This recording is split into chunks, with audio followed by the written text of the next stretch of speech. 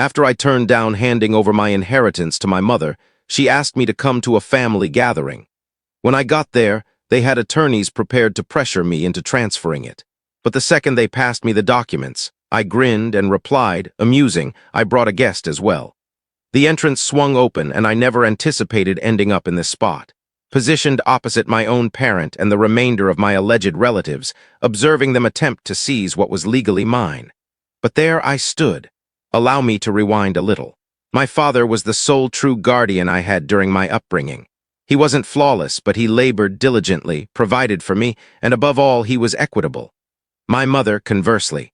She was self-centered, controlling, and constantly portrayed herself as the injured party.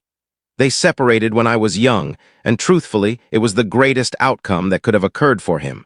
When my dad died last year, it was abrupt. Cardiac arrest. No indication. One moment we were discussing at last embarking on that angling excursion to Canada, and the following I was selecting his coffin. It devastated me, but what followed, that was nearly more painful. His testament was explicit. All assets went to me. The residence, the funds, the portfolios, all of it. He had insured it because he understood my mother's character. He even mentioned to me once, she'll pursue it, kid. Stay prepared. I believed I was, but I misjudged how desperate she would become. Not even 7 days post-burial, she began phoning. Initially, it was the phony worry. How are you coping, dear? Then, it evolved into blame shifting. You realize, without me, you wouldn't have enjoyed the existence your father provided you. And ultimately, direct commands. You must act correctly and divide it with your relatives. By relatives, she implied herself, her spouse, whom she wedded 2 years after abandoning Dad, and their 2 prized offspring, my step-siblings. Individuals who hardly communicated with my dad. Individuals who never extended aid to him, even during his hospital stay. I informed her no, repeatedly. That's when matters turned nasty. She began appearing at my residence without notice, pounding on the entrance. When I ceased responding, she had my stepsister record extended, theatrical messages about how I was destroying this household. Then arrived the intimidations. She asserted she would challenge the testament, that she would prolong this in litigation for ages. I maintained my position. Then, unexpectedly, I received a request for a family assembly. That should have been my initial warning sign.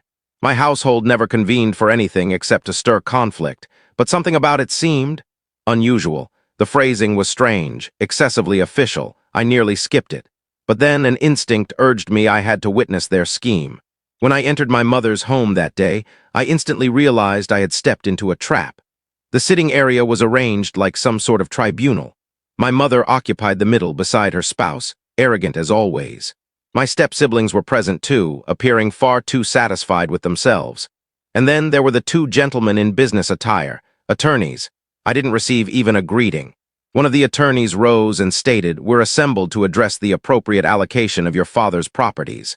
I nearly chuckled. Appropriate allocation? He presented me a hefty pile of forms. This is an updated pact. It details an equitable split of the legacy among all direct kin. I scanned through it. They desired me to relinquish 75% of all items, the residence, the funds, even my dad's vehicle. I glanced at my mother.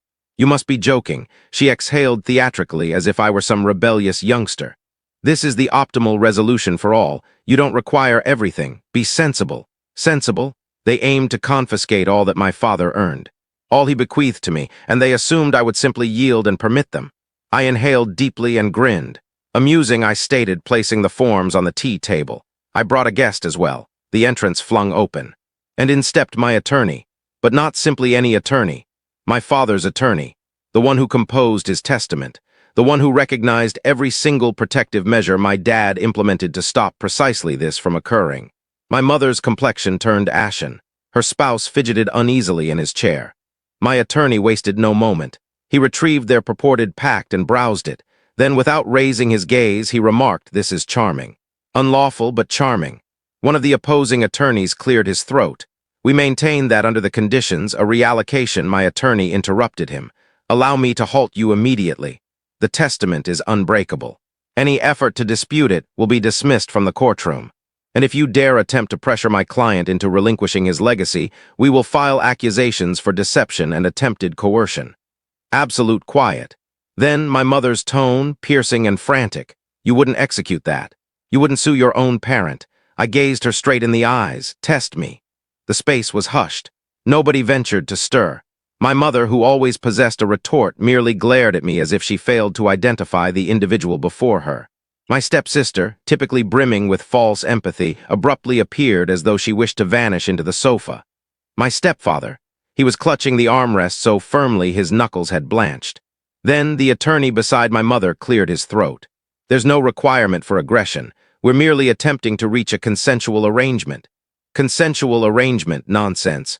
I crossed my arms and reclined in my seat. A consensual arrangement would have involved consulting me prior to having an attorney prepare a file that robs what's mine. My attorney closed the pact and let it fall on the table. This file wouldn't survive in court for 2 moments. And if you believe my client is endorsing anything today, you're delusional. My mother breathed out sharply. This is absurd. I directed to her. No, what's absurd is you attempting to influence me into surrendering all my dad bequeathed me. Her tone became harsh. He didn't bequeath it to you because he cherished you more. He simply failed to consider thoroughly. You don't need all of it. Your kin merit their equitable portion. I tightened my jaw. My kin. You refer to the 2 individuals who scarcely recognized Dad was alive. The ones who never saw him in the medical facility, never phoned him on his birthday, never assisted when he was ill. They merit nothing at all. My stepbrother, who had remained silent in the corner until then, abruptly retorted, "That's unjust. We weren't bonded to him because he never endeavored with us. He always preferred you." I pivoted to confront him. "You mean the gentleman you labeled a has-been failure the last occasion he invited you for holiday dinner?" That gentleman. He flushed but remained mute. Then my stepfather, who had been quiet up to that point, leaned ahead. "Listen, boy," I interrupted him. "Don't address me that way." His expression shadowed, but he compelled a counterfeit grin. "Fine. Look, we can all remain here and debate, or we can discover a method to benefit everyone." My attorney smirked. "Oh, we have discovered a method to benefit. It's termed adhering to the testament." Then my attorney delved into his portfolio and extracted a dossier. He pushed it across the table toward my mother's attorney. "That includes a complete lawful analysis of the testament, duplicates of my client's entitlements, and a halt and desist directive. If you or your parties persist in bothering my client for funds, we will seek judicial recourse." My mother's attorney perused the pages, his expression becoming graver with each second. That's when my mother erupted. She rose so swiftly her seat almost toppled. "You would inflict this on your own household?" I looked up at her. "You ceased being my household the instant you attempted to rob from me." Her hands balled into fists. "You believe you're superior to us, don't you?" I merely stared at her. And then she performed something that chilled my blood. She grinned. Not a standard grin, a deliberate one. She reseated herself, straightened her top, and exhaled. All right, all right. She motioned to her attorney. "We won't contest it. That was too simple, far too simple." My attorney must have detected it too because he squinted. "Excellent. Then we'll depart."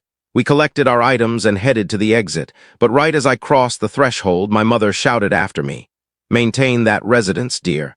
I halted, pivoted back. Her grin lingered. You never know when mishaps might occur. The follicles on my nape rose. I said nothing, just departed. But as I motored home, her statements reverberated in my mind. Something was amiss. And I was soon to discover how extreme my mother was prepared to escalate. I scarcely rested that evening. My mother's statements kept repeating in my thoughts. "Maintain that residence, dear. You never know when mishaps might occur." It wasn't merely a remark. It was an intimidation. I attempted to dismiss it.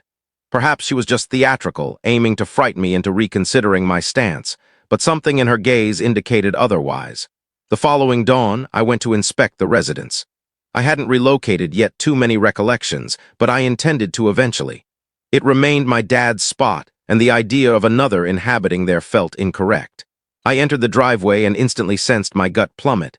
The entry door was ajar. I knew absolutely I had secured it. I entered, my pulse racing. The residence had been vandalized, sofa pillows torn apart, compartments yanked out and emptied on the ground. My dad's mounted images fractured, and centrally in the sitting area, scrawled in crimson aerosol across the wall, was a single term: crook. I balled my fists. I didn't need to speculate who orchestrated it. I retrieved my device and contacted authorities. While awaiting, I examined the remainder of the residence. The destruction was severe, but nothing appeared taken. This wasn't theft. It was a signal. When the officers arrived, I recounted all details. The intimidations, the legacy dispute, the purported family assembly. The officers recorded posed a few inquiries, but I could sense they wouldn't achieve much. Without surveillance recordings or observers, it's difficult to establish who was involved, one remarked. I nearly laughed. As if I didn't know precisely who was accountable. I submitted the complaint regardless. If for no other reason, I desired it documented. Then, I executed something I knew my mother and her band of robbers wouldn't anticipate. I set up surveillance devices. And not just a few inexpensive ones, I invested fully. Superior resolution, infrared activation on movement devices encompassing every potential access. The entry, the rear, the storage, even the corridor within. Then I bided. Indeed, they couldn't restrain themselves. 4 evenings later, at 2:37 a.m., my device vibrated with a notification. Movement sensed. Rear yard. I jolted awake, seized my device, and accessed the real-time stream. And there she appeared, my mother. Clad in dark attire, sneaking around my dad's residence with a beam light. But she wasn't solitary. Her spouse accompanied her, holding what seemed like a container of fuel. I sensed my blood freeze. I activated recording on the surveillance stream and dialed emergency services. Emergency? What's your crisis? My mother and her spouse are attempting to ignite my residence. The operator requested specifics, but I scarcely registered her. I was occupied observing in astonishment as my own mother passed her spouse at igniter. Then, the alarms began. They must have detected them too, because abruptly they freaked. My mother snatched the container from his grasp, and both fled sprinting toward the road. But it was overdue. The authorities arrived before they could flee. I observed via the device as my mother yelled at the officers, attempting to fabricate some tale about how they were merely inspecting the premises. But the fuel in her possession contradicted otherwise. And when the officers examined the container, verifying it was filled with accelerant, that concluded it. They were detained immediately. I motored directly there, reaching just as they were being placed into the rear of the patrol vehicle. My mother spotted me and began shrieking. You framed me. You orchestrated this against me. I glared at her, my mandible tightened so firmly I thought my enamel might shatter. No, mother, I stated, my tone steady. You orchestrated this against yourself. She surged ahead, but the authorities restrained her. That was the final occasion I viewed her in person, but the narrative wasn't concluded, because what transpired next, that was the true surprise. The authorities transported my mother and her spouse to detention that evening. I remained there in the chill, observing as the blinking crimson and azure illuminations bounced off the asphalt. My palms were still trembling, not from dread but from rage. They had schemed to incinerate my residence, my dad's residence. And for what? Malice, retaliation, or sheer avarice, whatever the motive, I was finished. Finished offering them opportunities. Finished wishing they'd act properly. Finished allowing them to trample me like I was still some naive youth. This occasion, they were going to encounter genuine repercussions. The aftermath over the subsequent days was a haze of authority documents, attorney sessions, and judicial papers. My mother faced charges of attempted incineration and plotting to commit an offense. Her spouse received identical. And since my surveillance devices had captured all in superior clarity, their attorneys lacked much leverage. The highlight: since she was already precarious with creditors and had a record of monetary issues, the magistrate refused her release pending trial. She had to remain incarcerated until her hearing. My step-siblings, the 2 privileged ingrates who believed they merited a portion of my legacy, attempted to separate themselves. My stepsister recorded me an extended, emotional message about how she was unaware mother would do something so insane, and that she wished we could remain kin. I didn't reply. My stepbrother, the one who dubbed my dad a fated failure, dispatched a brief message. Hey dude, I was unaware of this. Wish you well. I ignored him. They might not have participated in the incineration plot, but they certainly knew what my mother was capable of. They were delighted to assist in pressuring me to surrender my legacy, but the moment matters escalated, they fled. Not my issue. The hearing, it required about 6 months for the matter to reach trial. My mother attempted all maneuvers to escape it. She alleged she was unaware the container held fuel, that she was just inspecting the residence because she was concerned for me. Then she altered approaches. Alleged I framed her, that I had enticed her there, and placed proof to appear as incineration. That notion collapsed when the accuser showed the surveillance recordings to the panel. There she was, clear as daylight, gripping a beam, directing where her spouse should spill the fuel. There he was, extracting an igniter from his pouch. The panel required under 2 hours to deliver a decision. Culpable. She received a 10-year term. Her spouse got 12 since he was the one grasping the igniter. They both sought to challenge. They failed. Fairness delivered with them absent, I at last had tranquility, no further intimidations, no further midnight rings, no further anxiety. I retained the residence, repaired the destruction, substituted the damaged images of my dad. I even mounted a duplicate of the halt and desist directive my attorney dispatched them, just as a memento of how extreme they escalated and how much they forfeited. As for my step-siblings, I never communicated with them again. Last I learned, my stepsister was overwhelmed in loan debts, and my stepbrother was shifting between positions, still accusing others for his troubles. Not my worry. They selected their paths, just like my mother did, and ultimately they all received precisely what they earned.